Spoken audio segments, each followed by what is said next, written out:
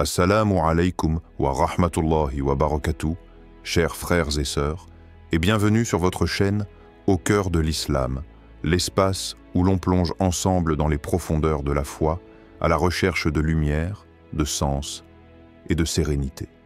Avez-vous déjà eu cette impression que, malgré vos efforts, certaines choses dans votre vie restent figées, comme si des portes essentielles, celles du soulagement, de la clarté ou de l'avancement, refusaient simplement de s'ouvrir? Ce n'est pas un hasard si vous êtes ici aujourd'hui. Peut-être qu'Allah vous appelle à tourner le regard, non pas vers l'extérieur, mais vers lui. Dans cette vidéo, je vais vous partager un dhikr puissant, à répéter 100 fois chaque soir pendant 7 nuits. Ce n'est pas un rituel mécanique, ni une promesse vide. C'est un appel sincère à renouer avec la source, avec celui qui détient les clés de toutes choses. Installez-vous, prenez une grande respiration et entrons ensemble dans cette démarche intérieure. Premier, pourquoi certaines portes restent-elles fermées? Il y a des moments où l'on a l'impression que rien ne bouge, le travail stagne, les relations se détériorent, l'âme s'épuise et on se demande « qu'ai-je fait de mal? Où est la solution ?» Pourtant, ces instants de blocage ne sont pas des punitions, mais souvent des signes, des rappels silencieux qu'il est temps de revenir vers l'essentiel. Dans notre quotidien agité, nous cherchons des réponses dans les choses visibles. L'argent, les conseils extérieurs, les projets. Mais certaines ouvertures ne peuvent venir que d'Allah. Elles ne sont ni logiques, ni prévisibles. Elles viennent d'un cœur qui se soumet, qui s'abandonne, qui reconnaît qu'il ne peut tout contrôler. Quand une porte est fermée, ce n'est pas qu'elle est condamnée à jamais. C'est peut-être simplement que la clé n'est pas matérielle, elle est spirituelle. Et Allah, Al-Fattah, celui qui ouvre, détient ces clés invisibles. Ces situations figées sont parfois une invitation divine à ralentir, à écouter, à revenir vers celui qui entend tout. Le cœur, quand il est pressé par l'épreuve, devient plus apte à recevoir. Le silence de la vie extérieure nous pousse à tendre l'oreille vers l'intérieur. Là où Dieu attend avec sa miséricorde.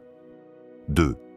Le pouvoir réel du dhikr, plus qu'un rappel. Le mot dhikr est souvent traduit par rappel. Mais dans la tradition spirituelle islamique, le dhikr est bien plus qu'un mot récité. C'est une connexion vivante, un mouvement du cœur, une présence intérieure. Quand tu fais le dhikr, tu ne te contentes pas de parler. Tu reconnectes ton âme à son origine. Tu rappelles à ton cœur qu'il n'est pas fait pour s'attacher au monde, mais pour battre au rythme de la foi. Dire « Astaghfirullah » ce n'est pas une simple demande de pardon. C'est un aveu humble. « Ya Rab, j'ai besoin de toi ». C'est admettre que seul ton pardon peut alléger mon fardeau. De même, dire « Ya Fatah » ne signifie pas juste nommer un attribut divin. Cela signifie implorer avec confiance l'ouverture d'une voie que seul lui peut tracer. Le dhikr transforme. Il apaise les tempêtes intérieures, redonne de la clarté dans les pensées, calme les angoisses. Ce n'est pas un simple exercice spirituel, c'est une cure, un baume pour l'âme. Et ce qui est magnifique, c'est que même si tu ne ressens rien tout de suite, les effets du dhikr travaillent en silence. Comme une graine qu'on arrose sans voir encore les feuilles, le dhikr agit dans l'invisible. 3e.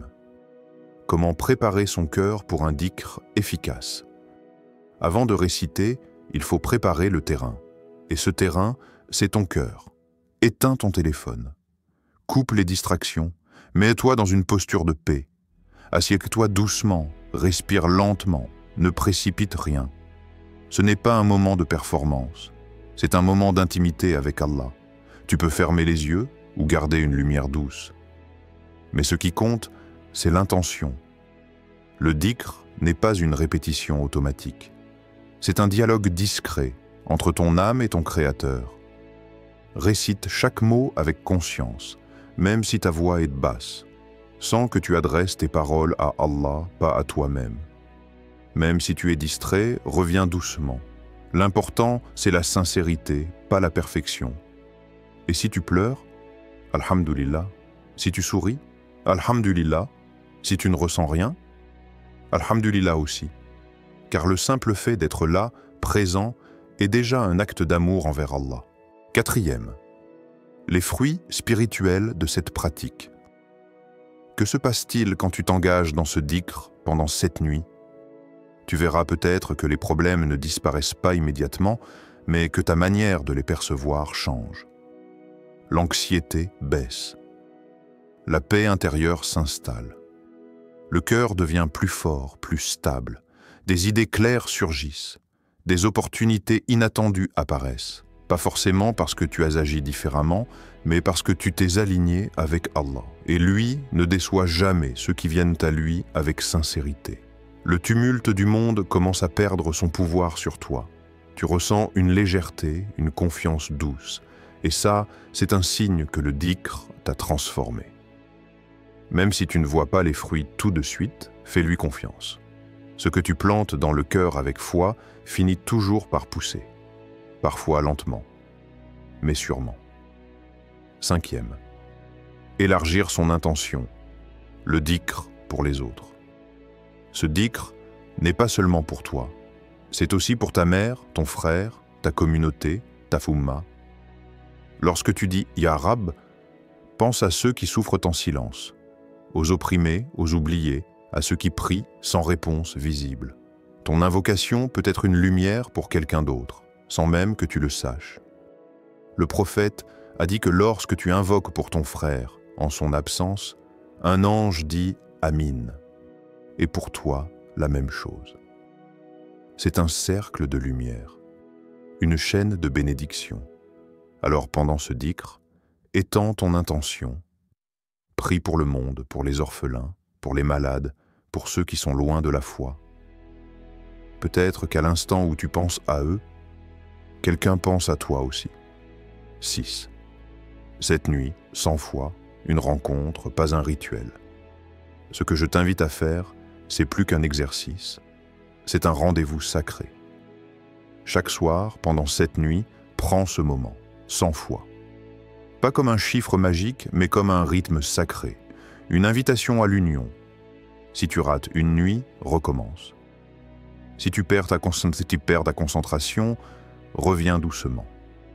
L'important est la constance, l'intention, la confiance. Et au bout de ces 7 nuits, observe ton cœur. Observe ton regard sur la vie. Tu n'auras peut-être pas obtenu ce que tu attendais, mais il est fort probable que tu aies reçu ce dont tu avais besoin. Chers frères et sœurs, commencez ce voyage dès ce soir. Ce n'est pas un défi, c'est une invitation, une opportunité de renouer avec la source.